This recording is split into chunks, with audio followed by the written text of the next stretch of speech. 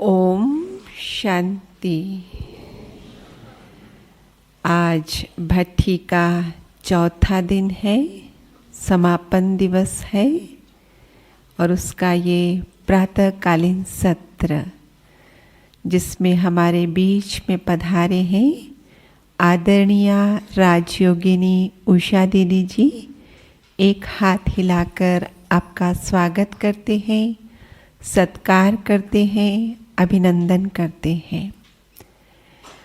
उषा दीदी का लौकिक जन्म अफ्रीका की धरनी पर और अलौकिक जन्म भी वहीं विदेश की धरनी पर ही हुआ है। तो लौकिक और अलौकिक रीति से आप पढ़ते रहे, बड़े हुए विदेश की धरनी पर और फिर दोनों ही रीति से 1980 में आप भारत देश में आ गए और फिर यहाँ पर 1980 से बाबा के घर में अपना जीवन ईश्वरीय सेवाओं के लिए समर्पित किया।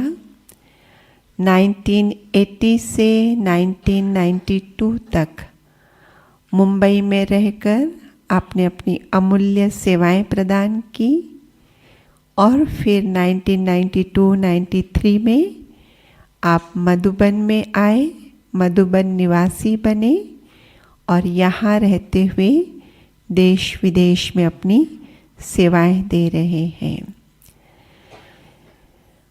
यहाँ पर जब आप आए तो SML की ट्रेनिंग विदेशी भाई बहनों द्वारा दी जा रही थी। वो ट्रेनिंग करके उसे भारतीय भाषा में मोल्ड किया और पूरे भारत भर में कारपोरेट सेक्टर्स आदि में जाकर खूब सेवाएं की, जिस कारण से आप SML वाली उषा बहन के नाम से ब्राह्मण जगत में प्रसिद्ध हुए। और उसके बाद आपने अपना फोकस महाभारत, रामायण आदि काव्यों पर किया और जिस कारण से आप प्रसिद्ध हुए शास्त्रों की बातें बताने वाली उषा बहन। और उसके बाद आपने अपना पूरा ध्यान केंद्रित किया गीता पर, क्योंकि बाबा कहते हैं बच्चों ने बाप की अभी एक आश पूरी नहीं की है। कौन सी? गीता का भगवान कौन है? शिव है। अगर ये एक बात सिद्ध कर दी जाए तो बहुत जल्दी काम बन जाएगा। तो बाबा के इन्हीं महावाक्यों को ध्यान पर रखते हुए खूब स्टडी की आपने गीता के ऊपर और वो स्टडी रंग लाई कि आप बड़े बड़े धार्मिक सम्मेलनों में ये अपनी बातें रखते हैं कि भगवान शिव है गीता के और सभी उससे कन्विंस भी होते हैं। इसके साथ साथ न सिर्फ ज्ञान योग की रुचि है आपको, लेकिन आप पॉलिटिकल विंग के हमारे पास जो प्रभाग है उसके भी हेडक्वार्टर कोऑर्डिनेटर है, तो वो भी जिम्मेवारी संभालते हैं। तो आज हम दीदी से सुनेंगे सब संग तोड़ एक संग जोड़। हाँ, तो आदरणीय दीदी से हम सुनेंगे। आदरणीय दीदी जी। ओम शांति। आज के बाबा के सुबह के मधुर महावाक्य, बाबा ने यही हम बच्चों से प्रतिज्ञा कराई कि बच्चे प्रतिज्ञा करो और संग तोड़ एक संग जोड़ना है। मैं समझती हूँ यहाँ सभी का एक बाबा के संग जुड़ गया है कि बाकी है? हाँ, जुड़ गया है, बाकी है? जुड़ गया है तो फिर क्या तोड़ना है? जब जुड़ गया तो तोड़ना क्या रहा? अभी माया को तोड़ना है। हाँ?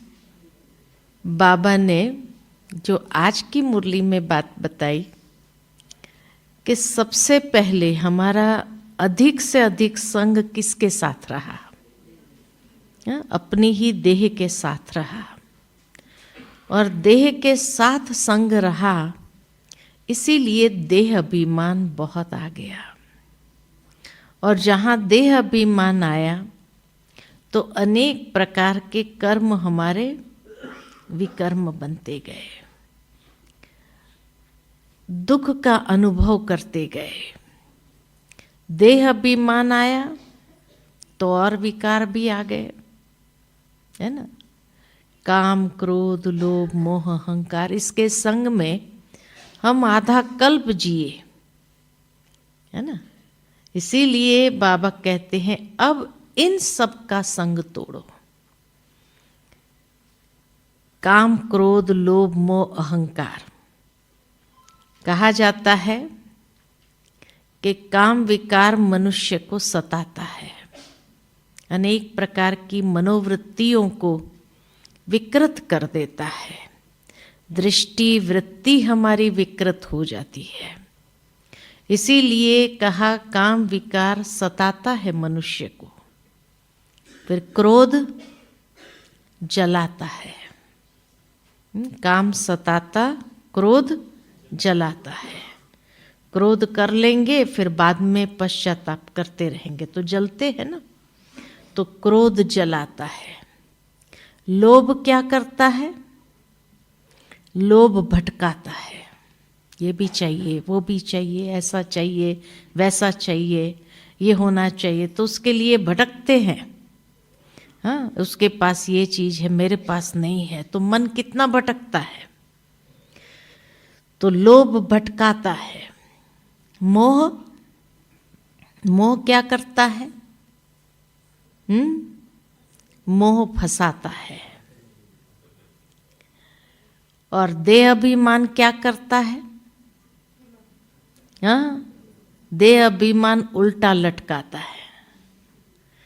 तो काम सताता, क्रोध जलाता, लोभ भटकाता, मोह फंसाता, और देह अभिमान उल्टा लटकाता है। इसीलिए बाबा कहे अब इन सब का संग तोड़ो। तो जोड़ेंगे किसके साथ? इन सबको तोड़ने के लिए जोड़ेंगे किसके साथ?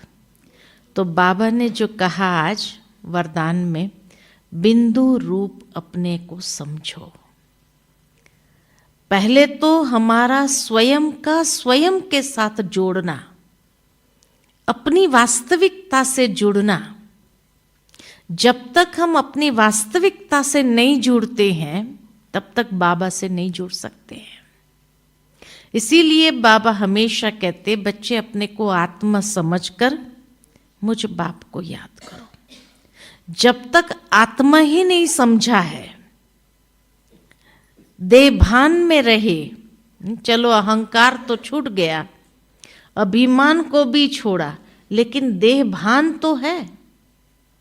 तो देह भान है तब तक भी हम आत्मा नहीं समझ सकते हैं, और आत्मा ही नहीं समझेंगे तो बाप के साथ कैसे जुड़ेंगे। इसलिए अपनी वास्तविकता से अपने आप को जोड़ना, अर्थात उस वास्तविकता में स्वयं को स्थित करना। जब देह भान भी हमारा समाप्त होगा तो आत्मा समझना सहज हो जाएगा। मेहनत ही तो सारी यह है। बाबा ने कई मुरलियों में कहा, आदि का पाठ सो अंत का पाठ। आदि का पाठ भी पहले दिन आए बाबा के घर में तो आत्मा का परिचय मिला, तो अंतिम पाठ भी कौन सा? आत्मा का। मैं आत्मा हूं, इस स्मृति में रह करके शरीर छूटे तभी तो कर्मातीत स्थिति या संपूर्ण स्थिति होगी। तो इसीलिए बाबा कहे, स्वयं को ये देह के भान में इतना जन्म रहे हैं तो उसकी स्मृति बहुत नेचुरल हो गई है। इसीलिए वहां से तोड़ना है। देह से टूटेगा तो देह के संबंधों से भी टूटेगा, अर्थात देह की दुनिया से टूटेगा। भावार्थ यही कि एक बेहद का वैराग्य। तोड़ना माना, बहुत सुंदर बात आज बाबा ने कही कि खुश रहो, आबाद रहो, न बिसरो न याद करो। अवेयरनेस में रहे, जागृति में रहे कि हाँ ये सब बाबा के बच्चे हैं। ये नहीं कि भाई हम तो किसी को जानते ही नहीं है, हमारा कोई मतलब नहीं, बाबा के परिवार से भी कोई मतलब नहीं, सबसे किनारा करो, बस एक बाबा। नहीं, बाबा ने कहा न बिसरो, बिसरना भी नहीं है लेकिन याद भी नहीं करना है। बहुत सुंदर बात बाबा ने कही कि बाबा को भी कई बार कई बच्चों के नाम याद नहीं रहते हैं। कितने बाबा के बच्चे, बाबा को थोड़ी सबके नाम याद रहेंगे। लेकिन बाबा ने ये भी बहुत सुंदर बात कही कि सर्विसेबल बच्चों को बाबा जरूर याद करता है। तो भावार्थ ये कि क्योंकि हम एक दैवी परिवार में है, ईश्वरीय परिवार में है, तो हम एक दूसरे के सहयोगी साथी जरूर है। तो बिसरना नहीं है लेकिन याद भी नहीं करना है। ऐसे नहीं कि हम उनके मोह में या उनके लगाव में आकर के लटक जाए, तो ये भी नहीं होना चाहिए। इसलिए खुश रहना है, आबाद रहना है तो न बिसरो न याद करो। बैलेंस बहुत जरूरी है। और ये ईश्वरीय परिवार में होने कारण, क्योंकि एक दूसरे के साथ हम कनेक्टेड है, तो स्नेही सहयोगी जरूर है, लेकिन स्नेही सहयोगी होने के बावजूद भी हम न्यारे और प्यारे हैं। तब कहेंगे कि हाँ, और संग तोड़ एक संग जोड़ा है। दूसरी बाबा ने जो बात आज कही विशेष, कि और संग तोड़ एक संग जोड़ना है, किसमें? तो बाबा ने कहा बच्चे मुरली के साथ अपने आप को जोड़ो। मुरली कभी मिस नहीं होनी चाहिए, है ना? मुरली मिस नहीं होनी चाहिए। मुरली से अपने आप को जोड़ना है। एक संग जो जोड़ना है तो एक मुरली संग जोड़ना है। हमारी दादियों को देखा, कितना उनका मुरली से प्यार था और मुरली ही उनका जीवन था। मुरली ही हाथ में, दिन में कई बार मुरली का अध्ययन करते थे। तो इसी तरह हम भी बाबा की मुरली के संग अपने आप को जोड़े, क्योंकि तब व्यर्थ की बातों से हम मुक्त होंगे। टूटेगा कहां से? व्यर्थ और नेगेटिव से तोड़ना है अपने को। और व्यर्थ और नेगेटिव से तोड़ने के लिए मुरली जो सदा समर्थ बनाती है, शक्तिशाली बनाती है, उसके संग अपने आप को जोड़ना है। तो आज बाबा ने विभिन्न बातें मुरली के अंदर बताई, किस किस से तोड़ना है, किस किस से जोड़ना है, इनडायरेक्ट वे में। इसीलिए बाबा ने कहा कि बच्चे मुरली कभी मिस नहीं करनी है। जिस दिन मुरली मिस करते हैं उस दिन अनुभव होता है कि कई प्रकार के व्यर्थ से मन अपने आप जुड़ने लगता है, न चाहते हुए भी व्यर्थ और नेगेटिव के तरफ चला जाता है। फिर महसूस होता है अरे आज मुरली नहीं सुनी है ना, आज मुरली पढ़ी नहीं है ना। अभी कोरोना काल के कारण कई लोगों ने, हाँ ये तो एक बहुत सुंदर साइंस ने सुविधा हम बच्चों को दे दी कि ऑनलाइन मुरली सुन लेते हैं। लेकिन अभी इतने ऑनलाइन के अभ्यासी हो गए कि हाँ सब बंद होने के बाद, सब खुलने के बाद भी सेंटर, हम तो मधुबन की मुरली सुन रहे हैं ना, है ना? तो क्या हो गया? सेंटर जाना बंद हो गया? सब खुलने के बाद भी बंद हुआ या जाना चालू कर दिया? कर दिया या घर में ही सुन रहे हैं, मधुबन की मुरली सुन रहे हैं? हाँ, क्या करते हैं? अच्छा, जो कहते हैं सेंटर पर जाते हैं, जरा हाथ तो खड़ा करो। अच्छा, और जो घर में सुन रहे हैं अभी भी, वो हाथ खड़ा करो। घर में सुन रहे हैं,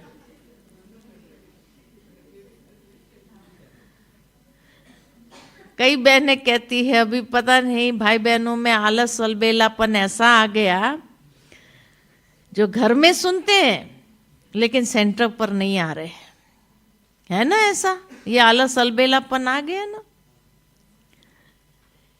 क्योंकि घर में सुन, बाबा इसको कहते नेमीनाथ का मंदिर भी है, नेमीनाथ का मंदिर भी है ना। नियम प्रमाण सुन लेना है ना, बाबा की मुरली सुनना है तो स्नान किया नहीं किया, हम उठे ब्रश किया नहीं किया, सुन ले, चालू कर दिया ना मुरली, पीस ऑफ माइंड की, हम सुन रहे, दादी की मुरली सुन रहे हैं। कैसे सुन रहे हैं? बाबा कहते हैं नहा धो करके फ्रेश होकर के जब मुरली सुनते हैं तो ये भी एक पवित्रता है। बिना नहाए धोए मुरली सुनना तो क्या कहेंगे? शुद्धि कहेंगे, अशुद्धि कहेंगे। और अशुद्धि स्वरूप में अगर मुरली सुने तो कितनी जाएगी अंदर? जाएगी। मुरली इतनी शुद्ध पवित्र और हम अशुद्ध अपवित्र, तो मुरली जाएगी अंदर? जाएगी या नहीं जाएगी? क्या कहते हैं? नहीं, नहीं जाएगी। इसीलिए वो ताकत जो मिलनी चाहिए मुरली से, वो नहीं मिलती है। तो जब नहा धो करके फ्रेश होकर के जब सेंटर पर जाकर के कायदे से मुरली सुनते हैं, उससे ताकत मिलती है। एक एक महावाक्य के जैसे शक्ति अंदर में बढ़ती है, तो समर्थी आती है।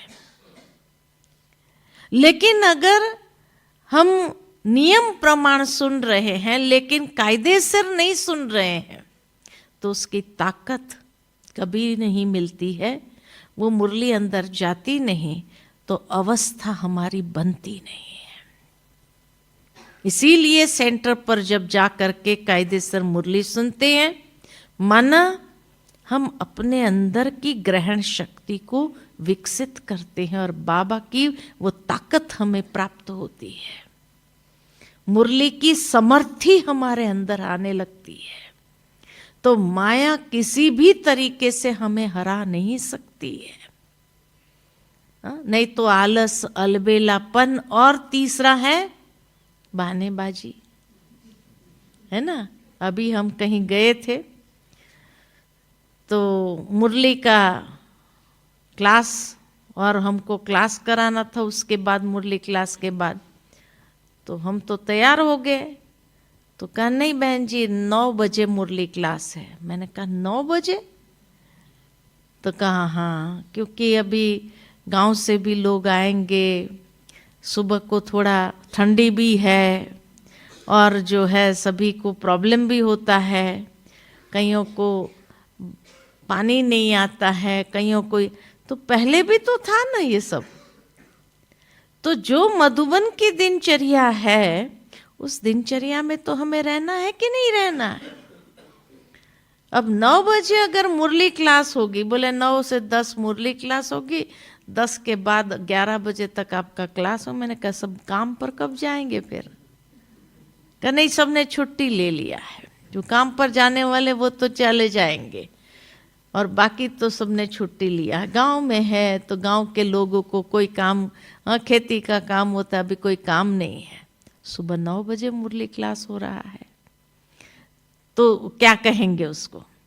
तो आलस, अलबेलापन और बहानाबाजी तीनों हो जाता है। तो जब हमारी चाल में ढीलापन आ गया तो क्या होगा, धीरे धीरे धीरे धीरे माया के परवश होना स्वाभाविक है। तो इसीलिए दूसरी बात, मुरली का संग जोड़ना है, बाकी सब संग तोड़ना है। अनेक प्रकार के संग है दुनिया के अंदर। भक्ति मार्ग का भी संग है, कई ऐसे भी है, हाँ रोज मुरली भी सुनो और भक्ति मार्ग के सत्संग में भी जाओ, ताकि किसी को बुरा न लगे, इसलिए वहां भी चलते रहो। तो दो नाव में पैर हो जाता है ना फिर। तो इसीलिए बाबा कहे नहीं, एक संग जोड़ो। बाबा की मुरली ही अंदर चली जाए और कोई बातें, बाबा की कई मुरलियों में ये बात आती थी कि नॉवेल्स का संग, मुरली का संग नहीं होता तो किसका संग होता है? नॉवेल्स का संग होता है। दूसरा जैसे बाबा कहते बाइस्कोप का संग होता है ना। तो ये सब, और अभी तो हर एक के हाथ में बाइस्कोप हो गया है, क्या मालूम क्या देख रहे हैं पता ही नहीं चल रहा है ना। तो कहने का भावार्थ कि ये संग जो माया ने दिया है ना, उसका फायदा भी है तो उसका नुकसान भी है। कि और संग में आजकल यूट्यूब पर तो क्या नहीं आता है, हम बाबा के मुरली सुन रहे हैं, क्लास सुन रहे हैं, उसके बाद कहाँ से कहाँ पहुंच जाते हैं। तो इसीलिए बाबा कहे और संग तोड़ो। जो ये आज बाबा प्रतिज्ञा करवा रहे थे कि एक मुरली के संग ही रहो, बाकी सब संग तोड़ना है ना। क्योंकि ये सब हमें मन को भटकाने वाली बातें हैं, उसको साथ नहीं देना है। अगर उसके साथ में गए तो कहाँ चले जाएंगे, कहाँ पहुंच जाते हैं पता ही नहीं चलता है। अच्छा, तीसरी बात, और किसका संग करना है और किसका तोड़ना है। तो बाबा ने कहा कि एक धर्म का संग करना है। हमारा ओरिजिनल धर्म है आदि सनातन देवी देवता धर्म। और अभी हमको बाबा जो ले आए हैं ब्राह्मण धर्म में ले आए हैं। तो ब्राह्मण धर्म सर्वश्रेष्ठ धर्म। बाबा कहते हैं मैं 3 धर्म की स्थापना करता हूं, ब्राह्मण धर्म और देवता धर्म और क्षत्रिय धर्म। तो जो सबसे ऊंचा धर्म है ब्राह्मणों का धर्म है। ब्राह्मणों का धर्म माना जिनकी धारणाएं बहुत श्रेष्ठ है, उन धारणाओं के संग में हमें रहना है। बाकी जो दुनिया की धारणाएं हैं वो अशुद्ध है, इसलिए उन संग तोड़ना है। बाबा ने हम बच्चों को जो धारणाएं दी है अमृत वेले से लेकर रात्रि तक, ब्रह्मा मुखवंशावली हम है तो ब्रह्माचारी है। ब्रह्मा बाबा ने जो आचरण करके सिखाया वही हम बच्चों के आचरण में होना चाहिए। तो जो तामसिक आचरण था, तमोगुणी आचरण था, वो आचरण से अपने आप को तोड़ना है और श्रेष्ठ आचरण से अपने आप को जोड़ना है। श्रेष्ठ धारणा, हमारी अति श्रेष्ठ धारणा जो बाबा ने हमें अमृत वेले से लेकर रात्रि तक दी है, उस श्रेष्ठ धारणाओं में हमें अपने आप को रखना है। चाहे वो खान पान की धारणा हो, चाहे वह बाहर जैसे अनेक प्रकार के संग की धारणा हो कि कुसंग या बुरे संग, उन सब से अपने आप को बचा के रखना है, उन सब से तोड़ देना है। कई लोग सोचते हैं कि नहीं बाबा का संग तो है ही है, बाकी दूसरों की सेवा करने के लिए उस संग में भी हमें जाना पड़ता है, रहना पड़ता है। लेकिन अगर हमारी धारणा श्रेष्ठ है तो वो संग हमें प्रभावित नहीं कर सकता है। लेकिन अगर हमारी धारणा ही नहीं है कि भाई हमें शादी में जाना पड़ता है तो वहाँ खाना पड़ता है। अब खाना पड़ता है तो ये धारणा क्या रही, और ये धारणा हमें कहाँ ले जाएगी, है ना। जैसा अन्न वैसा मन। तो इसीलिए बाबा कहते हैं आप जाओ, बोले शादियों में जाओ, पार्टी में जाओ, जहाँ जाना जरूरी लगता है जाओ, लेकिन अपनी धारणाओं को कॉम्प्रोमाइज नहीं करो कि खाना पड़ता है। अरे आप नहीं खाएंगे तो उसका प्रभाव ज्यादा पड़ेगा, है कि नहीं। बहुत सुंदर एक भाई ने अपना अनुभव सुनाया कि बहन जी मैं बड़ी कंपनी में हूँ और कंपनी में भी बहुत अच्छी मेरी पोस्ट है, लेकिन बाबा की धारणा जो है ना मैं हमेशा फॉलो करता हूँ। तो जब भी हमारी सारी बोर्ड मीटिंग होती है तो मीटिंगों में तो खाना पीना आदि सब कुछ होता है उनका, तो सारा रखते हैं, तो हम भी जाते हैं मीटिंग में तो जाना ही पड़ता है। तो मैं अपना टिफिन लेकर के जाता हूँ, तो टिफिन लेकर के जाता हूँ, वहाँ की चाय भी नहीं पीता हूँ मैं अपना थर्मस लेके जाता हूँ, अपना खाने का टिफिन लेके जाता हूँ और वही खाता हूँ पीता हूँ, है ना। और उसके बाद जो है एक बार मीटिंग में ऐसा हुआ कि किसी ने कुछ लाखों रुपए का गफला किया और सारा इल्जाम मेरे ऊपर आ गया। हमने कहा फिर, तो कहा जब मेरे ऊपर आ गया और मेरे पास कोई सबूत नहीं जो मैं सिद्ध करके बताऊं कि हम मैंने इसमें मेरा कोई हाथ नहीं है, तो बाबा को याद किया। तो जो मेन हमारा सीईओ था, जब उसने बात सुनी, सुनता रहा, बोले पहले तो सारी बात सुनता रहा, सारे मेरे ऊपर जैसे ये कर रहे थे, तो ईर्ष्यावश कहो या जिस भी वश कहो, है ना, तो कर रहे थे। मैं चुप था, मेरे पास कुछ सिद्ध करने का, और बाबा तो कहते हैं सत्य को सिद्ध नहीं किया जाता है, वो अब स्वयं में सिद्ध है। तो कहा मैं बाबा को याद करता रहा, तो हमारा सीईओ जो था सारी बात सुनने के बाद कहता है ये भाई यहाँ का खाना नहीं खाता है, यहाँ की चाय नहीं पीता है, वो पैसा क्या खाएगा। देखो कैसे बचाया धारणाओं ने।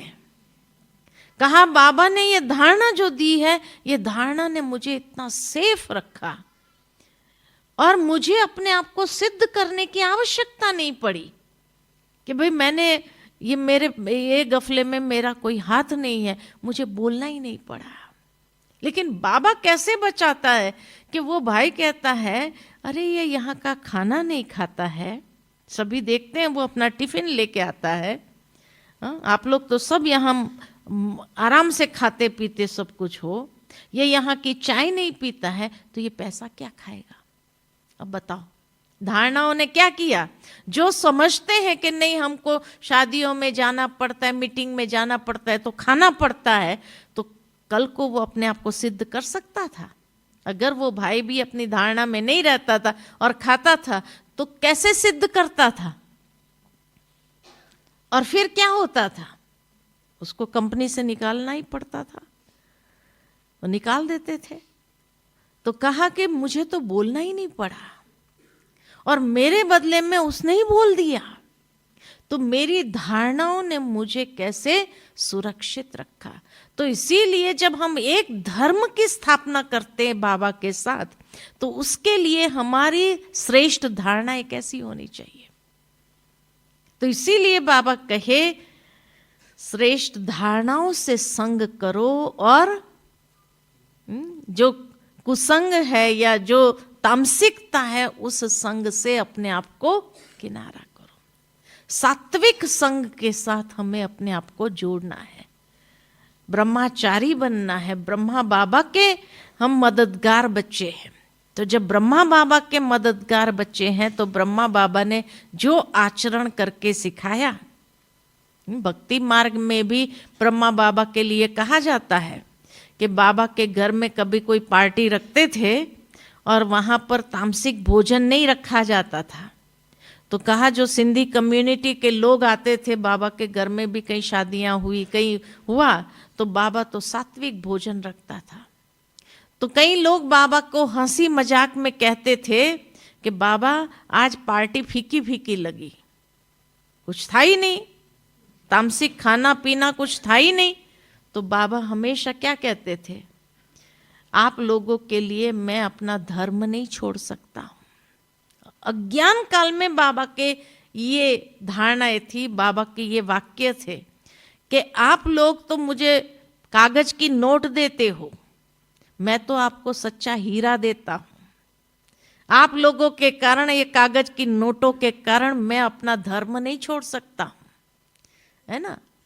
कहने का भावार्थ बाबा का कितना सात्विक जीवन, और उसके बाद भी बाबा की जो प्रतिष्ठा थी समाज के अंदर वो कोई कम नहीं थी, बहुत रिस्पेक्टेबल थे बाबा अज्ञान काल में भी अपनी सात्विक जीवन और श्रेष्ठ धारणाओं के कारण। तो इसीलिए जितनी बाबा ने हम बच्चों की धारणाओं को श्रेष्ठ किया है और उन धारणाओं पर हम चलते हैं तो क्या हो जाता है, रिस्पेक्टेबल हो जाते, समाज के अंदर भी इज्जत लोग देना शुरू करते हैं। तो बाबा ने हमें इतना सुंदर जीवन दिया है, तो उसके उन श्रेष्ठ धारणाओं का संग हमेशा करके रखना है। तो कई प्रकार की जो तामसिक बातें हैं, तामसिकता है दुनिया के अंदर, उन सब से अपने आप को सेफ रख सकेंगे, पावर आ जाएंगी, विल पावर आ जाएगी। तो इसीलिए बाबा कहे दुनिया में कोई छोटी मोटी धारणा भी करता है तो भी उसके अंदर कैसी पावर आ जाती है, विल पावर आती है कि नहीं आती है। तो इसी तरह बाबा कहे तुम बच्चों के अंदर तो इतनी श्रेष्ठ धारणाओं की विल पावर, तो कितना पावरफुल होना चाहिए। इसीलिए श्रेष्ठ धारणाओं का संग करे, एक धर्म का संग करे और अधर्म यानी तामसिकता से अपने आप को तोड़ो। अच्छा, चौथी बात, और किसका संग करे, आज क्या मुरली में सुना, हाँ, और किसका संग करना चाहिए, हाँ, सच का संग करे, है ना। और बाबा ने कहा श्रीमत का संग करो। एक संग माना एक श्रीमत, एक श्रीमत के सूत्र में हम सभी बंधे हुए हैं। उस श्रीमत का संग हमेशा करते रहो। बाकी आज की दुनिया के अंदर पर मत, मन मत, अनेक मतों का संग छोड़ दो, एक श्रीमत के संग में अपने आप को ले चलो, क्योंकि तभी सेफ रहेंगे। इसीलिए बाबा कई बार मुरली में हम बच्चों को क्या कहते हैं, बच्चे पर चिंतन, पर दर्शन, पर मत के प्रभाव में अपने आप को नहीं लाओ, क्योंकि ये गिराने वाले हैं। पर मत, पर दर्शन, पर चिंतन, ये क्या करता है, ये उन्नति की सीढ़ी नहीं है, ये गिराने की जो खाई है, नीचे गिराती है इंसान को। इसीलिए बाबा कहते बच्चे तुम सदा श्रेष्ठ मत के संग में रहो। यही बाबा का हाथ है, निराकार बाबा का हाथ कौन सा है, श्रीमत रूपी हाथ है। ये हाथ को पकड़ करके चलेंगे तो कई प्रकार के बातों से अपने आप को सेफ रख सकेंगे। श्रीमत हमें हमेशा चढ़ती कला की ओर ही ले जाती है। श्रीमत पर चलते रहो तो कभी गिरने का अनुभव नहीं करेंगे, लेकिन श्रीमत का हाथ पकड़ करके चलेंगे तो कितने में बड़े से बड़े पेपर आएंगे, लेकिन उन सब पेपरों में भी पास होना स्वाभाविक है ना। जैसे वो कहानी नहीं सुनाते हैं कि एक बार एक पिता अपने बच्चे को मेले में लेके गया घूमने के लिए, खूब जोर का तूफान आया। जब तूफान आया तो पिता ने बच्चे को कहा मेरी अंगुली पकड़ ले, कहा नहीं आप मेरा हाथ पकड़ो। बच्चे ने कहा आप मेरा हाथ पकड़ो, तो पिता ने कहा बात एक ही है ना, कहा नहीं एक बात नहीं है, मेरे हाथ छोटे हैं, मेरे हाथ इस तूफान में फिसल सकते हैं और मैं छूट सकता हूं, लेकिन अगर आपने मेरा हाथ पकड़ लिया तो चाहे कितना भी बड़ा तूफान हो, आप इतना कस के पकड़ेंगे जो मुझे छूटने नहीं देंगे। तो ऐसे बाबा की श्रीमत रूपी हाथ में अगर मैंने अपना हाथ रखा, बुद्धि का हाथ रखा, तो कितने भी बड़े से बड़े तूफान आएंगे, लेकिन उन तूफानों में भी हम कभी गिर नहीं सकते हैं, छूट नहीं सकते हैं। बाबा की श्रीमत हर तूफान का सामना करने के लिए हमें सक्षम कर देगा। हमारा हाथ तो छूट सकता है, लेकिन बाबा कभी भी हमें छोड़ने वाला नहीं। अगर बाबा की श्रीमत के हाथ में हमने अपने बुद्धि का हाथ दिया तो इसीलिए एक श्रीमत के संग में सदा रहो। जितना श्रीमत के, तो बड़े से बड़े तूफान को पार करने की हिम्मत आ जाएगी। इसलिए बाबा जो हमेशा हम बच्चों को कहते हैं कि बच्चे हिम्मत बच्चे मदद खुदा, हिम्मत बच्चे मदद बाप। तो हिम्मत कौन सी? हर एक श्रीमत को एक्यूरेट पालन करने की या उस पर चलने की हिम्मत चाहिए। और जो ये हिम्मत रखता है उसके हर परिस्थिति में मददगार भगवान है ही है। भगवान उसको कभी छोड़ नहीं सकता है। लेकिन मैंने श्रीमत का हाथ पकड़ा है, तो अगर कोई मन मत या परमत का हाथ पकड़ लिया, फिर तो वो तूफान में हमारी रक्षा भगवान भी नहीं कर सकता है। भगवान भी नहीं कर सकता है। इसीलिए बाबा हमेशा कहते हैं कि बच्चे आधा याद नहीं रखो, पूरा याद रखो। कई बार बच्चे जब मुसीबत में आ जाते हैं ना, चल रहे हैं परमत पर, और मुसीबत आएंगी तो बाबा आप तो मददगार हो ही। तो बाबा के पूरा वाक्य याद रखो ना, हिम्मत बच्चे मदद बात।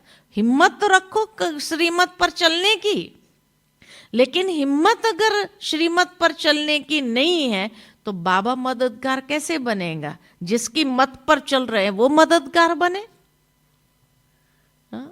फलाने ने ऐसे कहा था, उसने ऐसे कहा था, इसलिए मैंने ऐसा किया, तो फिर तो फेस करना पड़ेगा ना तूफानों का। तो इसीलिए हिम्मत ये चाहिए कि हर श्रीमत को एक्यूरेट हम पालन करें, हर श्रीमत के संग में हम रहे। जितना हर श्रीमत के संग में रहेंगे तो मन मत, पर मत, पर चिंतन, पर दर्शन, इन सब से क्या हो जाएंगे? इन सब के प्रभाव से अपने आप को मुक्त करो, है ना। इसीलिए जो कल की मुरली बाबा की सुनी ना, तो उसमें भी क्या कहा, कई बच्चे रूठ जाते हैं। बाबा से नहीं रूठो, ब्राह्मणी से भी अगर रूठो, कोई बच्चों से भी रूठो, लेकिन बाबा से नहीं रूठो। अर्थात बाबा की श्रीमत पर चलते रहो, मुरली से कभी मुरली मिस नहीं करो। कल भी बाबा ने ये बात कही है कि नहीं? तो इसीलिए सदा सेफ रहने का तरीका है, एक श्रीमत का संग पकड़ो, बाकी सब संग छोड़ो। देधारियों के मत, पर मत, अनेक दुनिया की मते, उसके संग में नहीं आओ, उस संग से तोड़ो, क्योंकि वो संग गिराने के निमित्त बनते हैं। श्रीमत ही हमें चढ़ाने के निमित्त बनती है। इसलिए कहा ना, जो श्रीमत पर चलता है तो चढ़े तो चाखे वैकुंठ रस। तो श्रीमत हमें वैकुंठ रस चखाती है, और गिरे तो चकनाचूर। तो दुनिया की मत पर चलेंगे, गिरते इतने अनुभव होने के बाद भी अगर हम दुनिया की मत को ही महत्व देते रहेंगे, उसके मत पर चलते रहेंगे, तो क्या होगा? गिरते जाएंगे। ठीक है ना। तो इसीलिए श्रीमत का संग और परमत के संग को तोड़ो। और कौन सी बात बाबा ने कही? आज की मुरली बहुत गहन मुरली थी, बहुत अच्छी मुरली थी। जैसे जैसे हम मुरली सुबह पढ़ते रहे और सुनते रहे, तो लगा कि देखो बाबा ने आज जो एक्यूरेट कहा है कि प्रतिज्ञा करो, इन सब से हम जुड़े रहेंगे। हाँ, ये एक संग जोड़ना है और बाकी संग तोड़ना है। पांचवी बात बाबा ने कहा, सद्गुणों का संग करो और कमजोरी और अवगुणों का संग छोड़ो। सतयुग में हम जा रहे हैं, तो सतयुग में जाना है। हमारी महिमा में पहली बात यही आती है, सर्वगुण संपन्न, है ना, 16 कला संपूर्ण। तो सर्वगुण संपन्न, तो सद्गुणों का संग करना ही चाहिए। एक एक गुणों का संग करते जाए। यहाँ हिस्ट्री हॉल के बाहर लिखी है ना लिस्ट पूरी सद्गुणों की, कितने हैं? 36 है ना। और इसीलिए दुनिया में भी कहा जाता है 36 लक्षण, कहते हैं ना, 36 लक्षण कहते हैं ना। हाँ, 36 गुण जो है वो 36 लक्षण बन जाते हैं, वो हमारे लक्षण में आ जाते हैं। जैसे जैसे उन गुणों की धारणा करते जाते हैं वो हमारे लक्षण बन जाते हैं। तो इसीलिए बाबा कहे कि ये 36 गुणों का संग करो। कई लोग सोचते हैं एक बाबा का संग करना तो बोर हो जाते हैं फिर। अरे बाबा का खाली संग थोड़ी है, इतनी सारी चीजों का संग करने के लिए का एक संग माना। तो 36 गुणों का संग करेंगे तो बोर होगा कभी कोई? हाँ, हो ही नहीं सकता है। तो इसीलिए सद्गुणों का संग और अवगुण और कमजोरियों के ऊपर सहजता से विजयी हो जाएंगे। अगर सद्गुणों का संग नहीं किया तो कमजोरी क्या होंगी? बार बार आती रहेगी, बार बार हमें अधीनता में ले आती रहेंगी और उसी से हमारी स्थिति अवस्था सब बिगड़ती रहेगी। इसलिए सद्गुणों का संग करो तो सदा खुश रहेंगे, आबाद रहेंगे, है ना। अवगुणों का संग न चाहते हुए भी हो जाता है। इसलिए कई बार कई लोग कहते हैं मैं गुस्सा तो करना नहीं चाहता था लेकिन हो गया। या जैसे बाबा ने उस दिन के अव्यक्त मुरली में कहा, मैंने गुस्सा थोड़ी किया, थोड़ा रोब तो दिखाना पड़ता है ना। दुनिया में रहते तो थोड़ा रोब तो धीरे धीरे वो क्या करेगा फिर? रोब दिखाते दिखाते कहाँ गुस्से में पहुंच जाएंगे और क्रोध में आ जाएंगे, पता ही नहीं चलेगा। तो इसीलिए जब अंतिम समय भी कई बार कई लोग ये आलस से अलबेलापन में आते हैं, छोटी सी बात है ना, वो तो ठीक हो जाएंगी, अंत तक तो ठीक हो जाएंगी, ऐसे करके छोड़ देते। लेकिन बाबा ने ये बताया है कि बच्चे ये छोटी सी चीज जो आज आपने छोड़ी है कि अंत तक ठीक हो जाएगी, लेकिन यही माया का आने का द्वार बन जाएगा और अंतिम समय माया फुल फोर्स में जो आएगी वहां से आएगी। जो अंतिम पेपर, बाबा ने कहा ना कई बार कि ये यूनिवर्सिटी ऐसे हैं, अंतिम पेपर अनाउंस्ड है।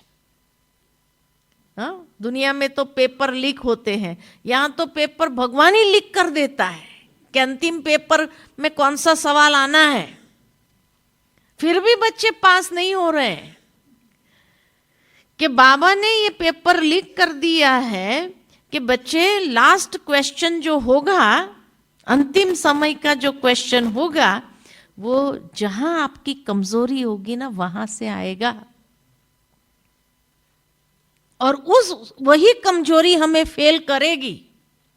इसलिए छोटी सी कमजोरी को भी देख करके ये मत सोचो इतना तो चलता है ना, नहीं, उसको चलाओ नहीं, क्योंकि वही अंतिम पेपर बनेगा आपके लिए। और वो कमजोरी अगर रहेगी तो वही हमें फेल करने के निमित्त बन जाएगा। इसीलिए बाबा कहे उन कमजोरियों के ऊपर विजय पानी है तो वो सद्गुणों को धारण करो, उसके संग में रहो। जितना सद्गुणों के संग में रहेंगे तो कमजोरी के ऊपर आप ही विजयी हो जाएंगे, अवगुणों के ऊपर आप ही विजयी हो जाएंगे। और हमें दुनिया को दिखाना नहीं पड़ता है कि भाई रोब करेंगे तो ही काम होगा, ये करेंगे तो ही काम होगा। नहीं, आप प्यार से मधुरता से भी बहुत सुंदर कार्य कर सकते हैं, है ना। अथॉरिटी जरूर हो, लेकिन बाबा कहे अवगुणों के, कमजोरियों के प्रभाव में नहीं चलो। ये हमें अधीन कर देंगी। और अधीनता में जब आ जाते हैं तो व्यक्ति अधिकारी नहीं बन सकता है। सद्गुण हमें अधिकारी बनाता है, अवगुण हमें अधीन करता है। इसलिए और संग तोड़, तो ये अधीनता वाले संग को तोड़ना है और एक संग जोड़ना माना सद्गुणों का संग से जोड़ना है, क्योंकि उसी से हम संपूर्ण बनेंगे, है ना, और 1-1-1 में जा सकेंगे। और लास्ट में कौन सी बात बाबा ने कही? हाँ, नेगेटिव को भी पॉजिटिव में परिवर्तन करो, तो पॉजिटिव के संग में रहो।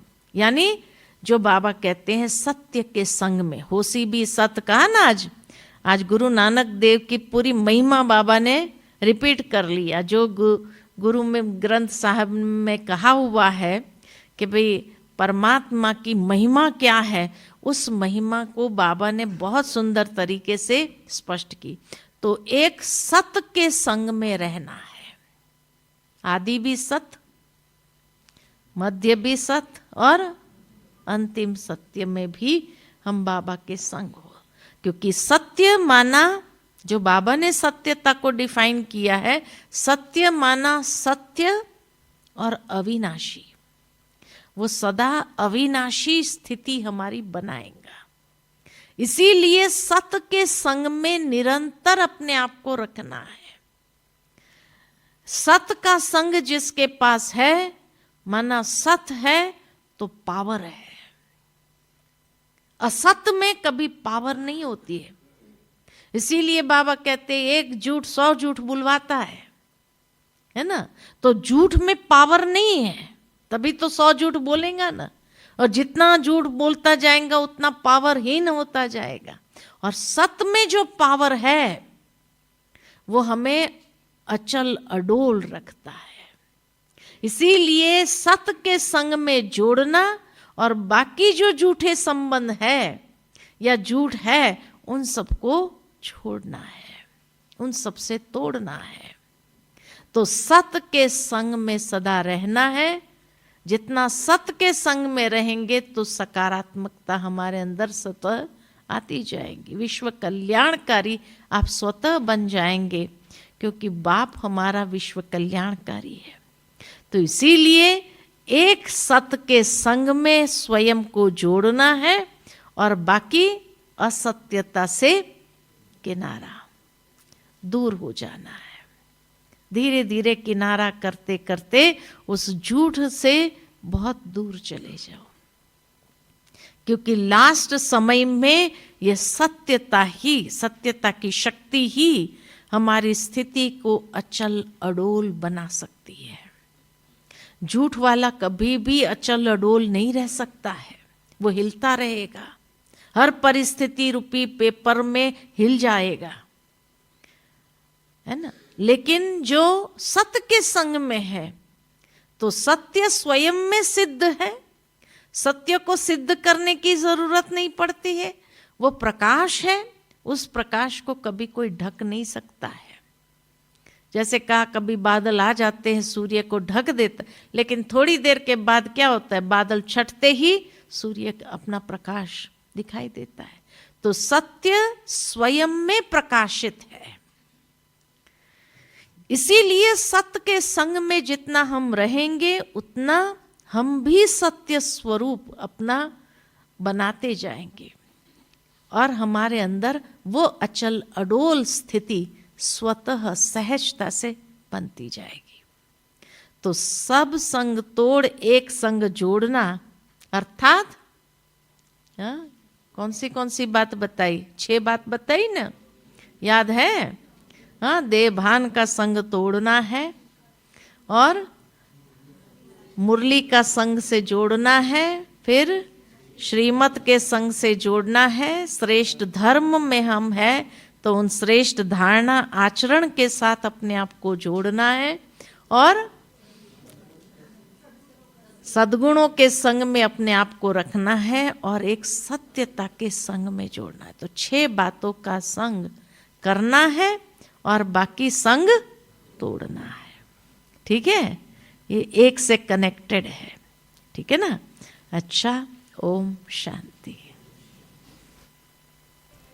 बहुत सुंदर सुंदर टिप्स मिली होगी एक संग जोड़ने के लिए। एक हाथ हिलाकर दीदी का धन्यवाद, शुक्रिया, आभार।